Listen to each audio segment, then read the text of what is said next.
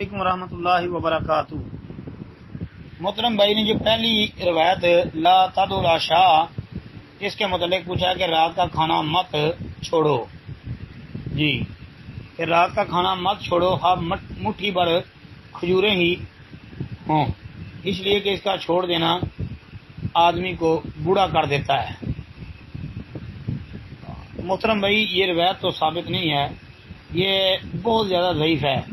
یہ سنن ابن ماجہ کے اندر یہ حدیث موجود ہے، سنن ابن ماجہ، حدیث کا نمبر ہے 3355۔ جی سند کے اندر ایک راوی ہے ابراہیم بن عبدالسلام، یہ ضعیف الحدیث ہے، یہ بھائی ضعیف ہے، اور آگے اس کا شیخ اور استاد جو ہے وہ متروک ہے۔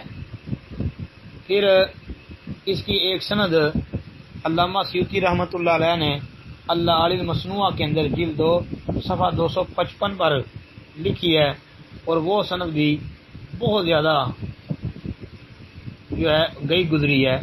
اس میں ابو الحسن نامی ایک آدمی ہے جس کو ابن عدی وغیرہ نے کذاب قرار دیا ہے۔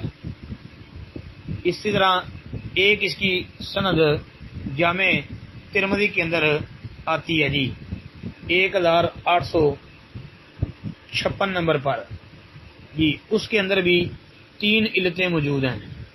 ایک علت محمد بن یعلا الکوفی ہے جو ضعیف الحدیث ہے، پھر محمد بن یعلا کا استاد اور شیخ جو ہے انبسہ بن عبد الرحمن القرشی، یہ بھائی متروک الحدیث ہے، بلکہ امام ابو حاتم وغیرہ نے اس کو حدیث وضع کرنے کی وجہ سے چھوڑ دیا تھا، یعنی اس سے پھینک دیا تھا کہ یہ گرا ہوا راوی ہے، یہ حدیث وضع کرتا تھا اس لیے۔ تو پھر تیسری علت انبسہ بن عبد الرحمن کا استاد جو سند میں واقع ہو رہا ہے وہ ہے جی عبد الملک بن علاق، یہ بھائی مجہول ہے، اس کی جہالت کی وجہ سے بھی یعنی یہ روایت ثابت نہیں ہے، اور شیخ البانی وغیرہ نے بھی اس کو ضعیف ہی لکھا ہے۔